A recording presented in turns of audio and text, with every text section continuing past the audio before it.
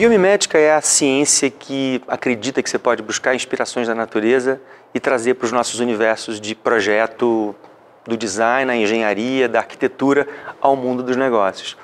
É a ciência que explora o fato de que a natureza está aí há 3,8 bilhões de anos desenvolvendo soluções extremamente elegantes para problemas muito semelhantes aos nossos. E quando a gente pensa no mundo dos negócios, é muito fácil fazer analogias. Por exemplo, quando a gente olha para um ecossistema, seja ele um manguezal ou os bancos de corais, por exemplo, são um incrível ambiente de negócios, onde acontecem trocas de todos os tipos, trocas de energia, de matéria, de informação. E o que é especial e interessante como benchmark, como referência, é que essas trocas acontecem com uma lógica absolutamente virtuosa e sustentável, onde o lucro existe, porque isso é uma coisa importante também. Quando a gente pensa, existem muitas correntes, sei lá, ONGs e instituições que meio que demonizam o lucro, e aí quando você olha para a natureza, você vê que o lucro existe na natureza. Cada indivíduo dentro de um ecossistema precisa ter o seu próprio lucro para que ele possa existir. Isso tem a ver com o espaço que ele ocupa, tem a ver com a energia que ele consome, mas o fato é que, para que ele possa existir, o vizinho do ecossistema tem que estar tendo o seu próprio lucro também. Porque se ele não estiver tendo o seu próprio lucro, o risco desse vizinho desaparecer e desequilibrar o ecossistema pode significar uma ameaça à existência dele como indivíduo.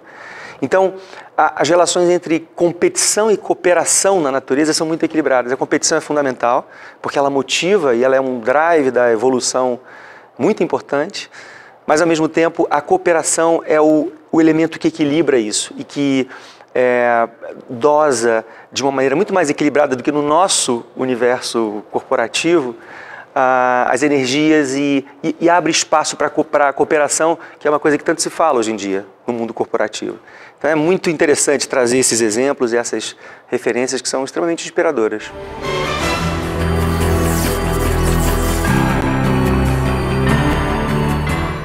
Bom, primeiro nós acreditamos profundamente que as marcas vão cada vez mais assumir um papel diferente na vida das pessoas, na sociedade e em relação ao futuro. A gente entende que as marcas são as instituições mais poderosas do planeta hoje, mais poderosas do que os governos. Das 100 maiores economias no planeta, 51 são corporações. E que esse poder todo vem junto, né, acompanha uma responsabilidade muito grande, no sentido das marcas assumirem um protagonismo na construção desse futuro desejável. E as relações sustentáveis entre pessoas e marcas se darão na medida em que cada vez mais as pessoas não se interessarão por marcas que estejam simplesmente tentando vendê-las alguma coisa. As relações vão se dar muito mais por uma dimensão de troca, por uma dimensão de valor compartilhado. As marcas vão precisar participar da vida das pessoas, promovendo e criando condições e oportunidades para que essas pessoas se desenvolvam. Essa, na nossa visão, é o futuro, será a evolução da relação entre pessoas e marcas. E para isso, o que é fundamental é que as marcas entendam primeiro quais são as suas competências essenciais que têm a ver com as novas demandas, os novos desejos do mundo, ou com o Zeitgeist, que é uma expressão alemã que se refere ao espírito do tempo. As coisas estão mudando, a gente tem aí um novo paradigma se estabelecendo. Já está meio que provado, por A mais B, de que a lógica que nos trouxe até aqui de consumo de recursos sem limite, que um pensamento linear que extrai matéria-prima, produz coisas, usa por um tempo e depois a gente descarta num lugar meio mágico que a gente inventou chamado lixo. Essa lógica não pode mais continuar. Então, a gente vai ter que reinventar toda a nossa relação com os recursos, com o nosso modo de vida vai ter que ser diferente, a gente vai ter que consumir de uma outra forma. São mais de 2 bilhões de pessoas, 2 bilhões de novos consumidores ansiosos por fazer parte desse jogo, e o jogo vai ter que ser diferente. Então, a gente acredita que as marcas têm um papel importantíssimo nesse redesenho de produtos, serviços, para que esse futuro seja viável. E eu acredito profundamente que a principal motivação para que as marcas se empenhem nessa direção é o próprio instinto de sobrevivência. Porque eu não acredito muito no altruísmo, ou achar que uma ampliação do nível de consciência pode promover uma mudança tão profunda. Até porque quando eu olho para a natureza, não é assim que a natureza opera. O drive mais importante na natureza é o instinto de sobrevivência. E aí não vejo problema nenhum. A principal motivação. O que interessa é que a coisa realmente aconteça. Então o que a gente tenta fazer é, primeiro, mergulhar, ajudar as marcas a fazerem esse mergulho nas suas essências e entendendo quais são as competências essenciais que existem ali. Aí a gente olha para fora, para o Zeitgeist, e tenta entender quais são as demandas desse novo paradigma, os desejos, os novos desejos desses novos consumidores que têm ressonância com a competência das marcas. Porque é dessa sintonia, dessa conexão entre as competências essenciais e esses novos desejos do mundo que surge um propósito. E esse propósito é o que vai iluminar o caminho das empresas em direção ao futuro. É a ponte que liga as empresas do presente ao futuro, a um futuro sustentável. Então, o nosso trabalho é, primeiro, ajudar a identificar o propósito e depois ajudar a construir esse caminho. Porque aí tem a história do corpo e alma, né? A gente entende que a relação saudável com as pessoas, a gente chama isso de marcas vivas, as marcas que conseguem estar vivas, são as marcas que se relacionam com as pessoas, que se relacionam com o espírito do tempo. Ela se passa em dois tempos diferentes, né? Em duas medidas. Uma primeira, que é a dimensão da alma, que tem a ver exatamente com esse conhecimento profundo da essência, do que é subjetivo, da razão de ser, por que aquela marca está ali, o que faz ela ser única e particular. E depois, a segunda dimensão, que é a dimensão do corpo, que é como ela se expressa, como é que ela se mostra para as pessoas, todos os pontos de contato das pessoas com as marcas, os seus produtos, os seus serviços, a maneira como ela faz comunicação, o tom de voz da telefonista quando atende o telefone, são expressões. E as marcas vivas são as marcas que têm sintonia entre essas expressões, essa dimensão do corpo e a sua alma. São as marcas que não tentam parecer ser uma coisa que não são, de verdade, que se assumem com as suas qualidades e com os seus defeitos de uma maneira clara e precisa.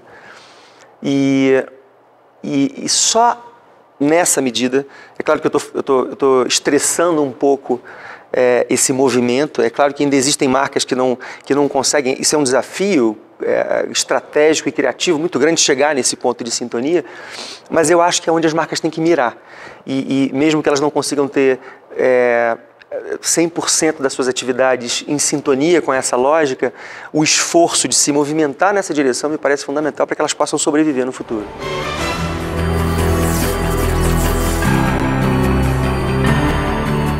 A gente chama de branding integral exatamente esse caminho a ser percorrido pela marca, no sentido de se conectar com o espírito do tempo. Isso pode significar uma reinvenção, uma destruição criativa, como o Stuart Hart chama, que é você entender que os produtos que você faz, que você coloca no mundo, os serviços que você oferece, podem não fazer mais sentido com esses novos desejos.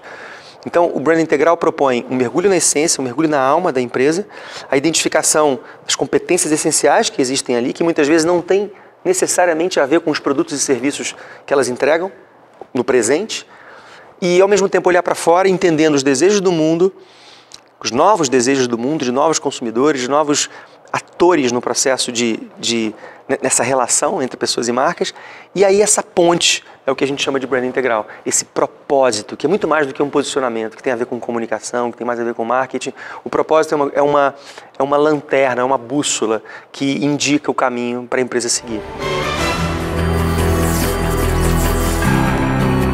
Isso é uma brincadeira que a gente faz, a coisa das soluções ecochatas. As soluções ecochatas são soluções que são de baixo impacto ambiental e de baixo impacto sensorial.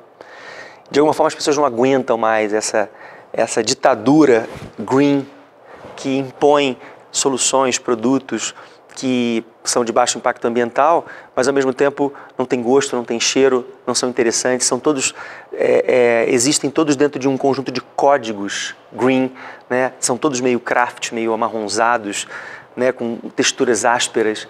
Então a gente entende e acredita que, eu até brinco que no futuro não vai existir o ecodesign, vai existir o design que vai ter que ser eco.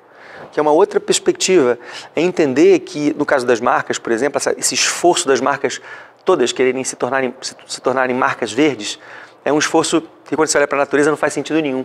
A natureza detesta a monocromia, Eu brinco, né, com essa ideia de que tomara que o futuro não seja verde, que o futuro seja multicolor, porque ele será mais diverso. E diversidade é um sinônimo de fortalecimento da vida, quando a gente olha para a natureza.